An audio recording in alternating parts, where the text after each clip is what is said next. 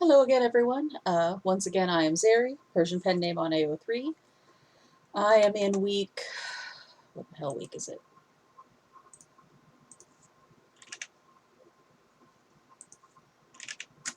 Okay, well, that's not working.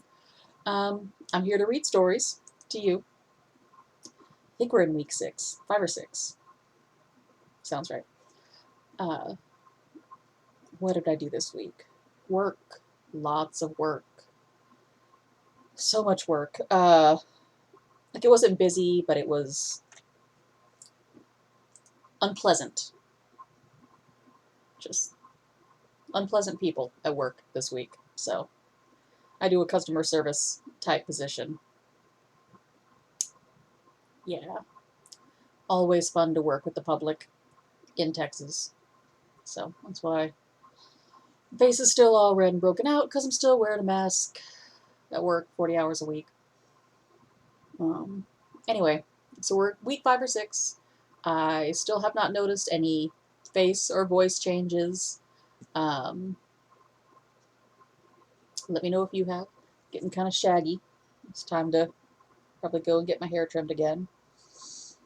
Not gonna do that this week. Gonna be lazy. Let's see. Oh, the shorter there we go. The shorter cable for my sweater came in, so I've been working on that a lot.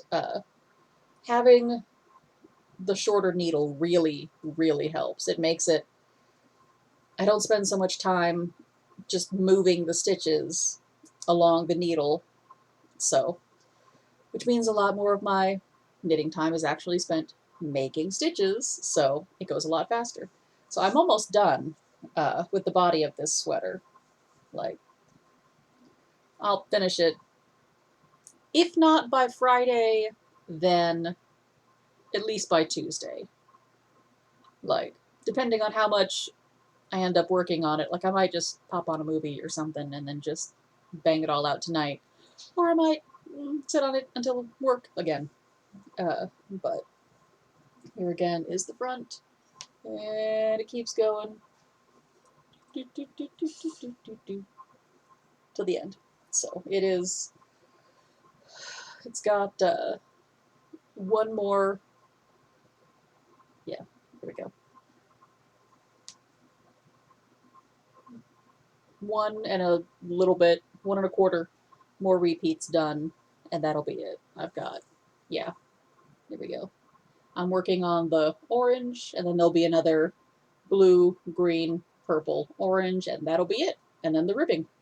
So, not a whole lot. Well, and then the sleeves. I gotta do the sleeves after that, but still got a lot of all of my mohair.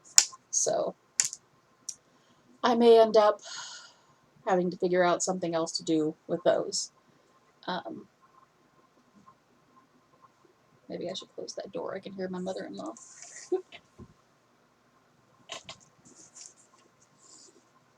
Just let them bug folks. Oh, the door just opened right back up again. So, all right. So this week, I'm going to be reading another story by Measured Words. Um, this one is for Mage the Ascension. Uh, just fun little world building fic. It was for Yuletide Madness 2022. The recipients are Neri and Kennesaw. Kennesaw, of course, being my lovely spouse. Um, Measured Words and Neri, and of course Kennesaw and are all in many D&D games together. So this is basically just a little love letter to our gaming group, uh, which is fun. So this one is rated general audiences, no pairings, all original characters. Um, and the title is Change for a Paradigm. I love a good pun. I remember how thrilled she was when she thought of that one. All right, so I actually recorded this yesterday on time and everything, and realized after uploading it that I had muted the microphone, so I just had 20 minutes of me gesturing wildly with no audio at all. So that was great. I did voices and everything, and I was a little bit altered at the time. So I had no shame with those voices. No shame. Now I gotta figure out, like, how to do that again, but now I have shame. Alright, so change for a paradigm. I'm just saying, it's better now. Whatever the traditions still have left, whatever else is out there, we made a difference when we said, no, we don't belong to you. And I think it helped a lot of things. Christine sighed, swirling the ice in her empty scotch and soda glass. Maury, how many times do I have to tell you that I agree? But that's not the same as saying the traditions have no value. Maury smiled, leaning against the bar. It was an old and comfortable argument. Isn't it, though? Hey, you want another? Sure. Christine slid her glass across the counter, and Maury was just picking up the bottle when the door rattled. We're closed, they called out, in chorus with Christine's nearly identical call. It's just me, came the reply, followed a moment later by a teenager emerging down the stairs into the dull light. He was struggling with a McDonald's bag in one hand and his mobile in the other, and shouldered the door closed awkwardly behind him. Maury frowned. What have I told you about that, Liam? Don't bring that shit in here, especially after hours. Sorry. He set the bag down on the table at the bottom of the stairs and took a minute to fiddle with his phone. It's off, okay? But is it? It is now, Christine piped up. Battery's dead. Ah, fuck, come on! Liam looked at her despairingly. Thanks, Maury nodded to her. Now bring your garbage food over here, kid, and pay the fry tax. Grudgingly, Liam slank over to the seat behind Christine, unpacking his meal. Here's your old people tax, he grumbled, shoving the fries across the bar. Old, Maury snorted, but accepted the gift. I'm 43. It's not old. And lucky to get there, Christine added. If kids today want you to be a role model, just lean into it. You know there's not many of you elder goth types left to preach your anti-establishment ways. They don't really need us for that. I'm telling you, the kids are all right. There's always going to be fights over what the world should be, but just look how far we've come since the 90s. Look at him. You think I could have been that brave right out of high school? Maury, I knew you right out of high school. Liam could be your little clone if he'd stay off TikTok for 5 hot minutes. Are you guys just gonna shit on my life and talk about the good old days all night? I thought you were supposed to be teaching me things. We are teaching you things, Christine muttered, nudging him affectionately with her elbow. You just keep going on like all social media is evil forever, and I'm going to wake up in some government facility and never be seen again. Or, Maury countered, leaning forward and cracking an imported beer from the fridge, you turn our post re-education spouting fascist nonsense on some right-wing YouTube channel, which is really worse. Fuck's sake. Liam pushed himself up, hesitating, and the other two shared a look. Liam, we're not fucking with you. This has happened to people that we know. Both these things and worse. Christine held up her hand to stave off protests. It's not TikTok. It's not even really the government, though. Well, it kind of is. We've kind of gotten to the point where there's not as much conflict between the traditions anymore, but that's so new when you look back on it. She glanced at Maury's unimpressed grimace. Okay, yeah. Some have more troubles with that than others. But generally, we have other concerns now. Do you remember Luann? Lurastra, yes, I remember her. And we respect people's chosen names in this bar, even if they're stupid as shit.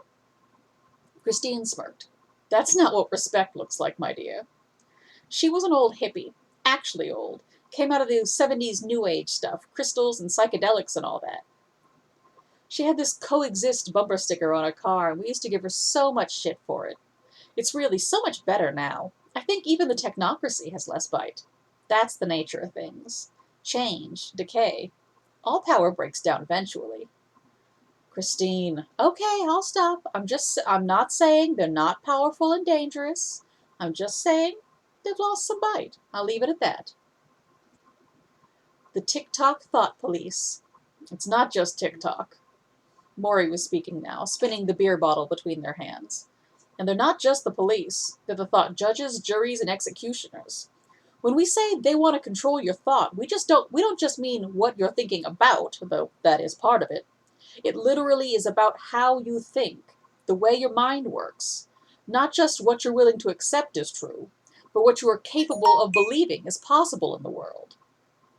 That's not magic, that's just, fuck. It's the same shit adults are always saying to trash social media. You're still thinking too small, Liam. The idea that social media is that powerful, that is the magic. We've given them that power. That's why they're so dangerous. We accept its influence. We're so comfortable with the idea of a surveillance state, we're just serving the world up to them on a platter. It could be so much grander than it is. We could all be so much freer. You keep saying that. You won't actually show me anything about all this freedom, so why should I turn my back on what's been a fucking lifeline for me? This, Christine smirked, is karma. Full circle, Maury. You got better answers for the next generation? I do, actually. Maury shook their head and wiped their hands on their jeans, refocusing their full attention on Liam. I know I don't have all the answers, Liam. I want you to figure this out for yourself. I want to help you. I know it isn't going to be the same for you as it was for me. Maybe there is something you can do, your generation can do, to usurp that power, claim it for your own, turn the shit on its head. I do need you to respect that I'm not talking out my ass. I have been through some shit. So has Christine. We've lost people. It's not just ideas. I'll show you, though. Hand on the bar, palm up. They waited for him to comply, then placed their hands above his. Now, concentrate on what you feel. Breathe with me. In and out. Close your eyes if it helps. They stood that way for a while, long enough for Christine to finish her drink and half the cooling fries. I could feel you, Liam spoke up after a while. Your heartbeat, but more than that. Your power, and I can feel Christine. Am I doing it right? You're doing fantastic, Maury answered, then picked up his phone and slapped it into his hand. Liam's eyes snapped open, his breath caught in shock as the phone clattered back onto the counter. Fuck, he said. Sorry, fuck, he looked at his hand, flexing it. What the fuck, what was that? Power, Christine answered. Sorry, I hope that wasn't too much. Maury looked a bit sheepish. I just wanted you to understand what you're dealing with. Liam eyed the phone suspiciously. It's okay. It's not any more or less dangerous than it was before, Christine said. I don't advocate for fear. Never do. Respect is another matter. One of the most important things you can learn in this world is not to take things for granted. I think that's enough to think about for one night, though. Thanks. Liam picked up his mobile cautiously, but the channel they'd opened had closed, and it seemed as inert and dead as any phone with its battery run fully out. He looked between the two older mages as he slipped it in his pocket. Really? Any time, Liam. The two friends stayed together for a bit in silence after he'd gone, until Maury broke the silence by cracking themselves another beer. Was that too harsh? Do you think I'm being paranoid? I get it, Maury. I think you walked the line a little bit there, but he'll be all right. He really does remind me of you. Oh, but the 90s were a long time ago. That kind of magic is just part of the world now. It's like, what's a stick for? Building? Burning? Is it a wand? A stake? It's potential, a tool, and... Here she raised her finger. Before you break out the Audre Lorde, I think it's worth considering whose tool.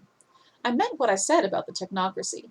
They're as trapped as the rest of us, weighed down by conspiracy nuts and whack-job politicians. Change is the only constant. Maury spoke it like a quotation, and Christine smiled, finishing their sentence. Sometimes it just needs a little help. The end. I hadn't kudos that one. I thought I had. Of course, I like this one. I mean, it's a friends fic. It's good fic. I can't wait to play this game, well, with everybody, once we figure out, what it's going to be. No idea if these characters are going to show up. No, they might. They might. It'd be fun NPCs if nothing else. Um, but yeah, that was a good pick. I liked it. I had fun. I hope you had fun. I have not. Oh, only 15 minutes this way. That's fine. I have the hiccups, which is annoying. There we go. Got the pup over here. Hello, man. Uh, so yeah, not much going on over here. We ended up not going and visiting family. Spouse is under the weather. So there was a skunk in the driveway like 20 minutes ago. I went to go. I was about to go take the dog out, and then I saw some movement, and I was like, oh, I'm gonna go see what that's all about. And it was a skunk, so we did not take the dog out right then because we have had to bathe her, to de-skunk her often enough. Do not need another time. I would much rather clean up an accident in the house if we have to than whole ass skunking. Oh, we do get really cool kinds over here though. Like we're rural, uh, and we get like there's the regular striped skunks, of course, everywhere, which is what this one was. No, wait, this one was. We get hooded skunks, which have these huge, fantastic, giant tails, very feathery, uh, like ostrich plumes. Um, those are neat. They're also a lot grayer, like just because the black and white hairs are interspersed, they almost look like possums, but I don't know. The tail part, anyway, almost looks like possums when they're running away from you at high speed in the middle of the night.